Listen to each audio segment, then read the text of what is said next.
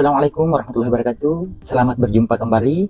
Kali ini kita akan membahas tentang overhaul generator engine. Semoga memberikan manfaat kepada para penonton, rekan-rekan maupun adik-adik saya yang bekerja di bidang engineering. Baik, sebelum lanjut, silahkan di subscribe dan klik tanda lonceng untuk mendapatkan notifikasi tentang video-video pembelajaran pada kesempatan selanjutnya. Baiklah, sebelum engineer melakukan overhaul generator engine, kita harus menutup 4 akses, yakni akses udara, jaket cooling ataupun air pendingin, kemudian bahan bakar, beserta minyak lumas. Kami sudah menutup untuk udara penjalan atau air start sudah tertutup. Selanjutnya kita menuju ke sistem pendingin air tawar atau jaket cooling. Nah, ini dia keran inlet atau keran air tawar yang masuk ke mesin. Kemudian ini adalah keran outlet atau air tawar yang keluar dari mesin. Kemudian yang bagian atas ini intinya semuanya untuk HT, high temperature maupun low temperature jaket, itu semuanya harus kerannya tertutup. Kemudian kita membuka keran untuk drain atau membuang air beserta keran yang atas agar angin bisa masuk dan proses pembuangan air bisa lebih cepat. Baik, kita lanjut ke sistem pelumasan. Ini adalah LO priming pump starter, di mana pompa ini menyalurkan minyak lumas ketika generator engine dalam keadaan off atau tidak beroperasi. Caranya cukup mudah, hanya memindahkan switchnya dari on ke off untuk mematikan pompanya. Selanjutnya kita menuju ke sistem bahan bakar. Terdapat 2 keran, yakni keran inlet maupun outlet. Ini adalah keran inlet, yakni keran bahan bakar yang masuk ke mesin, dan yang ini adalah keran outlet, yakni keran bahan bakar yang keluar dari mesin. Selanjutnya kita membuka cover crank chamber dan melepas semua aksesoris yang terdapat pada silinder head, karena sebelum mengeluarkan piston tentunya silinder head harus diangkat terlebih dahulu. Selanjutnya kita melepas aksesoris daripada bahan bakar, yakni FO pan block. Kita harus melepas, dan juga kita harus mengosongkan LO chambernya, yakni LO something. Kita harus benar-benar melakukan pengeringan chamber, karena pada saat overhaul kita sekaligus melakukan pergantian oli something. Selanjutnya kita harus melepas semua bolt atau baut pada exhaust manifold sebelum kita melakukan pengangkatan silinder head untuk semua silinder. Olinya sudah mulai hampir habis, dan selanjutnya kita akan benar-benar keringkan.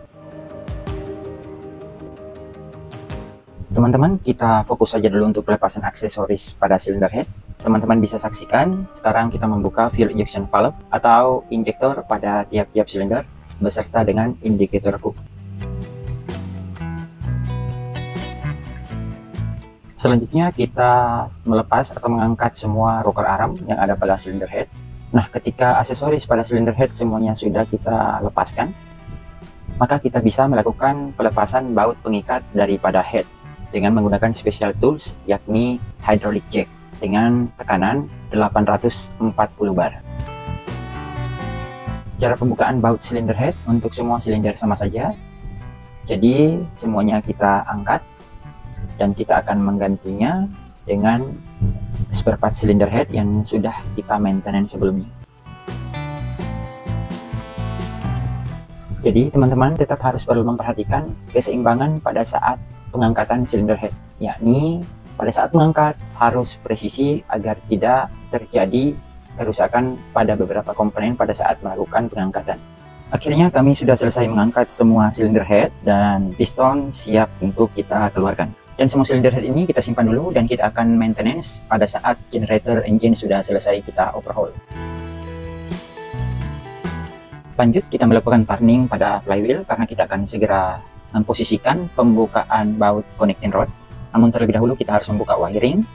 Kemudian kita melepasnya, namun sebelum melepasnya, pastikan kita sudah melakukan marking agar tidak terjadi kesalahan pada saat pemasangan. Setelah baut connecting rod terlepas sempurna, kita terlebih dahulu memasang special tools untuk membuka protecting ring. Setelah terpasang, kita langsung melakukan turning untuk mengambil posisi top daripada piston sehingga bisa mendorong protecting ring terlepas di permukaan liner. Beginilah posisi top pada piston.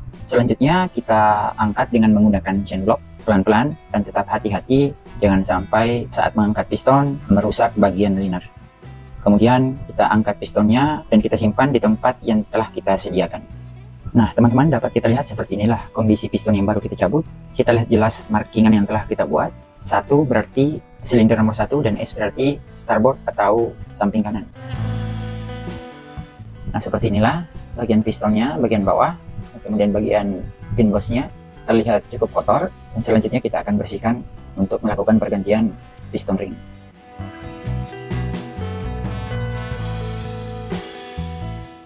Kita lanjut di silinder nomor 2 dan kita akan mencabut semua piston sampai ke silinder nomor 5. Cara membukanya dengan cara yang sama di silinder nomor 1, dan kita bagi kerja tim, ada yang mencabut piston, namun sebagian lagi ada yang bagian membersihkan daripada piston agar pekerjaan cepat selesai. Berhubung terdapat 2 silinder yang linernya agak bergeser, dikhawatirkan apabila kita tidak melakukan pergantian o-ring, dikhawatirkan akan terjadi kebocoran jaket. Jadi sebaiknya kita cabut dan kita melakukan pembersihan dan melakukan pergantian o-ring pada liner.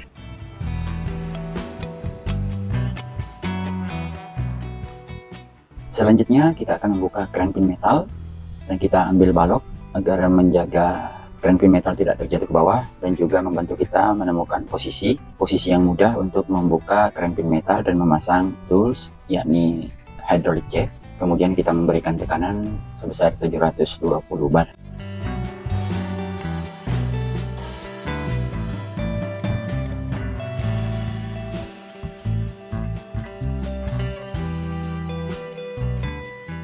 Setelah kita memberikan tekanan pada hydraulic jack, kemudian kita bisa melepaskan baut daripada pengikat keran pin metal. Setelah itu kita membuang tekanan, kemudian kita bisa melepaskan jack dan membuka baut keran pin metal.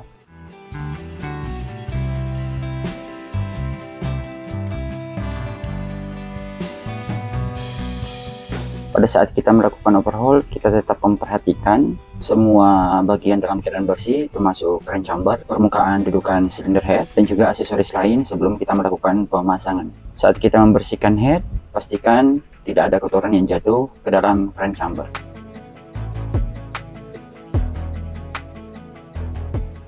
Pastikan di bagian evo pump maupun di bagian permukaan dudukan silinder head tetap dalam keadaan bersih. Selanjutnya kita melakukan marking pada liner. Ada beberapa poin atau titik di mana kita akan mengukur diameter liner, apakah masih dalam batas toleransi untuk kita memakai liner atau kita harus melakukan pergantian. Teman-teman, sekarang kita membersihkan bagian piston, baik pun permukaan maupun dudukan ring piston, karena kita akan mengukur clearance daripada groove pada piston ring. Karena dudukan piston ring ini juga memiliki limit clearance sebagai dasar apakah piston ini masih layak untuk kita pakai atau tidak.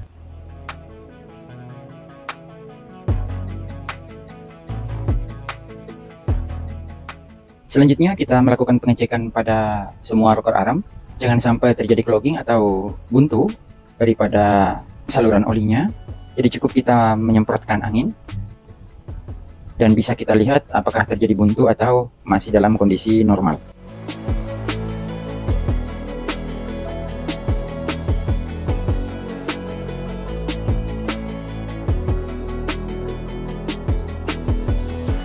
Teman-teman, seperti inilah pengukuran daripada liner. Kita mengukurnya dengan menggunakan micrometer.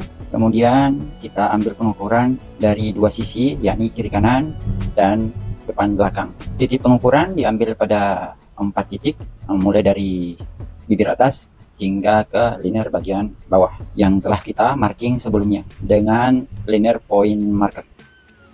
Teman-teman, akhirnya semua piston sudah selesai kita bersihkan. Kemudian saatnya kita melakukan pemasangan piston ring yang baru.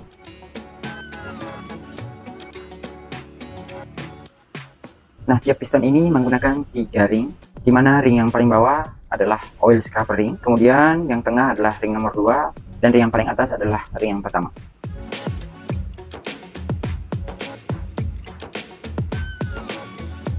Namun yang terlebih dahulu kita pasang adalah ring yang bagian bawah, selanjutnya ring tengah, kemudian ring yang bagian atas. Harap berhati-hati untuk pemasangan oil ringnya. Pertemuan string dan pertemuan scrubber ringnya itu harus berjauhan secara diagonal. Nah, akhirnya kita sudah selesai memasang piston ring yang baru. Kita lanjut pengecekan pada metal bearing. Ketika terjadi aus atau sudah cukup banyak terdapat luka, sebaiknya kita ganti saja dengan yang baru.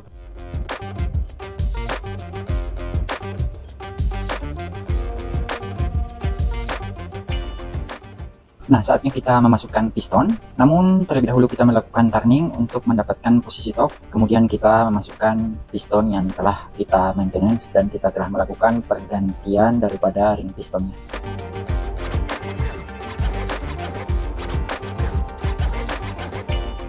Setelah semua piston terpasang, selanjutnya kita akan memasang protecting ring. Namun terlebih dahulu kita harus membersihkan bagian permukaan dudukan daripada protecting ring. Kemudian kita memasangnya. Selanjutnya kita memasang gasket head dan kita kembali memberikan moly coat agar betul-betul terjadi perekatan dengan sempurna ketika silinder head didudukan.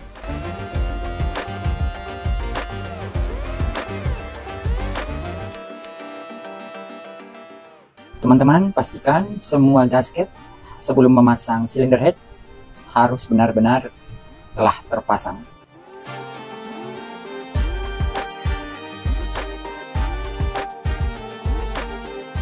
Baik, sekarang saatnya kita memasang silinder head. Namun sebelum kita melakukan pemasangan, pastikan silinder head yang akan kita pasang dipastikan dalam keadaan bersih.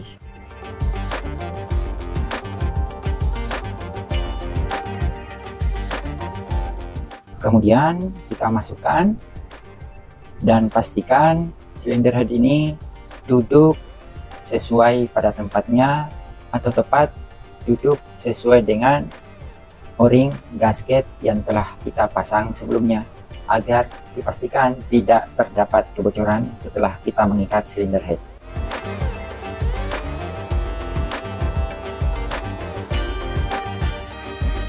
Teman-teman, selanjutnya kita akan memasang pengikat silinder head, kemudian kita memasang hydraulic jack karena kita harus melakukan penekanan pada silinder head terlebih dahulu, kemudian kita melakukan pengencangan pengikat daripada silinder. Teman-teman, beginilah proses pemasangan daripada hydraulic jack. Harus kita pastikan pemasangannya sudah sesuai dengan instruksi. Setelah terpasang dengan benar, kita akan memberikan tekanan pada head, yakni pada tekanan 830 bar.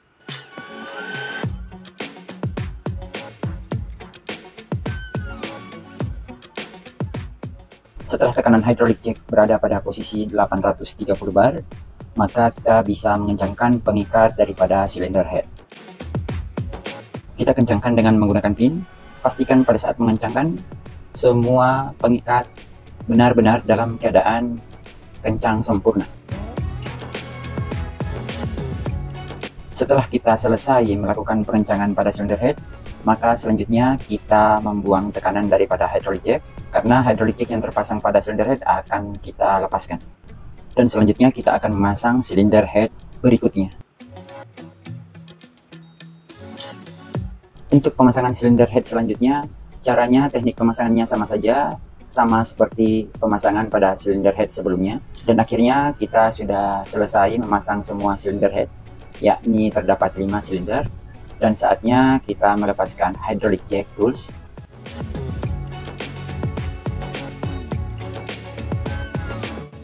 Selanjutnya kita akan mengetes kebocoran jaket. Pertama-tama kita harus membuka keran inlet daripada jaket pendingin. Sekaligus kita membuang angin yang terdapat pada sistem jaket pendingin. Setelah itu kita melakukan pengecekan. Kita pastikan tidak terdapat kebocoran pada connecting jaket maupun pada dudukan silinder head. Begitupun kita sekalian mengecek bagian daripada liner.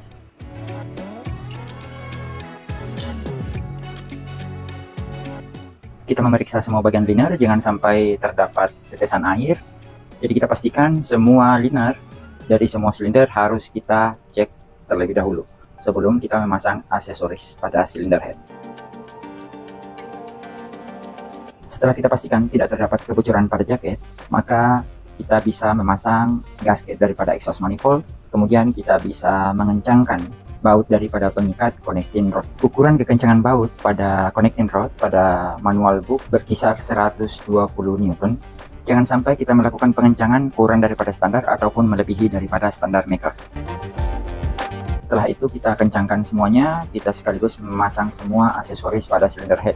Begitupun dengan FO pump. Teman-teman, sesaat lagi kita akan melakukan pengisian oli something. Namun terlebih dahulu kita harus melakukan pengecekan kembali. Kita pastikan keadaan chamber dalam keadaan benar-benar bersih. Setelah kita pastikan bersih, kita akan melakukan pengisian minyak lumas.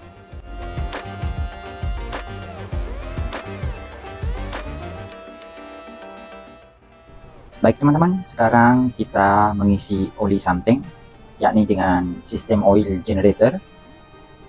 Namun pastikan pada saat pengisian tidak terjadi overflow atau kelebihan pengisian. Jadi saat pengisian kita tetap melakukan sounding atau mengecek level sesuai dengan level yang telah direkomendasikan. Setelah kita melakukan pengisian sesuai dengan level yang telah direkomendasikan, maka saatnya kita melakukan start LO priming pump dan kita mengecek tekanan daripada pressure gauge. Nah, kita lihat tekanan perlahan-lahan naik sampai di tekanan normal. Selanjutnya kita mengecek kondisi daripada operasi LO priming pump pada chamber. Begitupun di bagian rocker arm atau di bagian cylinder head. Kita pastikan semua minyak lumas mengalir dengan normal. Selanjutnya kita akan melakukan tappet clearance di semua rocker arm pada semua silinder.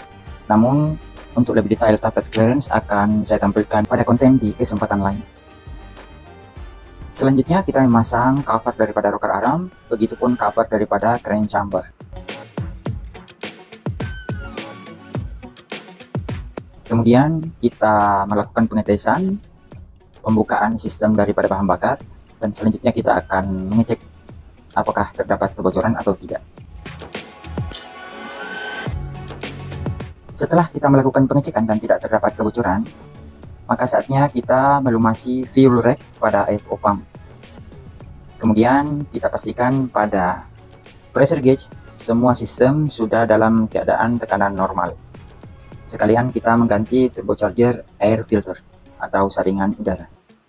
Teman-teman, sebelum kita melakukan air blow maupun engine test, sebaiknya kita melakukan turning pada flywheel. Ini berfungsi untuk memastikan tidak terdapat stuck pada komponen mesin. Teman-teman, sebelum melakukan air blow ataupun engine test, pastikan dari 4 komponen yakni udara, air, minyak lumas, maupun bahan bakar, semuanya sudah dalam kondisi normal sistem. Sekarang kita melakukan air blow dan pastikan gas buang yang keluar tidak bercampur dengan air maupun bahan bakar. Saatnya sekarang kita menutup indikator cook karena kita akan melakukan start engine.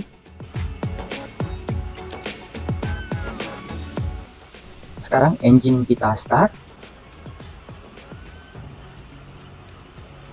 Kita lihat tachometer RPM sudah mulai naik dan kita harus memastikan dari semua silinder gas buang mesti mengalami kenaikan, dan juga kita melakukan pengecekan suara daripada komponen mesin apakah terdapat suara yang abnormal ataupun dalam kondisi normal.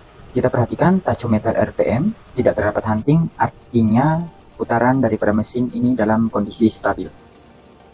Teman-teman, kita bisa melihat gas buang dalam kondisi normal. Selanjutnya kita melakukan Pimax di semua silinder untuk memastikan piston yang sudah kita ganti ringnya terdapat kompresi yang baik, artinya tidak terdapat kebocoran pada kompresi.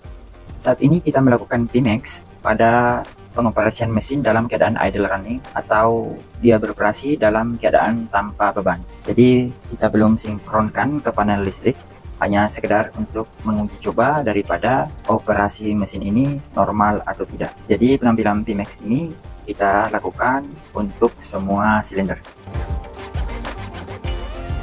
Setelah mesin beroperasi selama 10 menit, kita kembali mematikan mesin untuk melakukan pengecekan pada crank chamber. Yakni kita mengecek temperatur daripada crank pin metal. Jangan sampai terdapat overheat pada salah satu silinder ataupun beberapa silinder. Kemudian sekaligus kita melakukan pengecekan baut pengikat pada connecting rod maupun crank pin metal tidak terdapat pergeseran.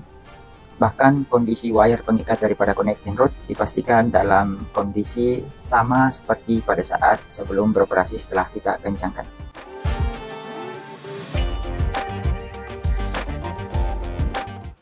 Setelah semua kita temukan dalam kondisi normal, maka kita kembali menutup cover daripada chamber, karena kita akan melakukan start engine. Setelah start, kita akan memberikan beban dan kita melakukan sinkron di panel elektrik generator. Dan hal yang sama pun setelah 1 jam kita akan kembali stop mesin untuk melakukan pengecekan chamber kembali untuk lebih memastikan kondisi mesin benar-benar dalam keadaan normal. Teman-teman, saya akhiri pertemuan kali ini. Semoga video ini memberikan manfaat dan semoga kita bisa bertemu kembali pada konten-konten edukasi selanjutnya. Saya harap dukungan ataupun support channelnya dengan cara subscribe, share, like, dan komen. Jikapun ada pertanyaan ataupun saran untuk video-video kedepannya, silahkan cantumkan di kolom komentar. Semoga kita semua diberikan kesehatan dan sampai jumpa di video edukasi selanjutnya. Assalamualaikum warahmatullahi wabarakatuh.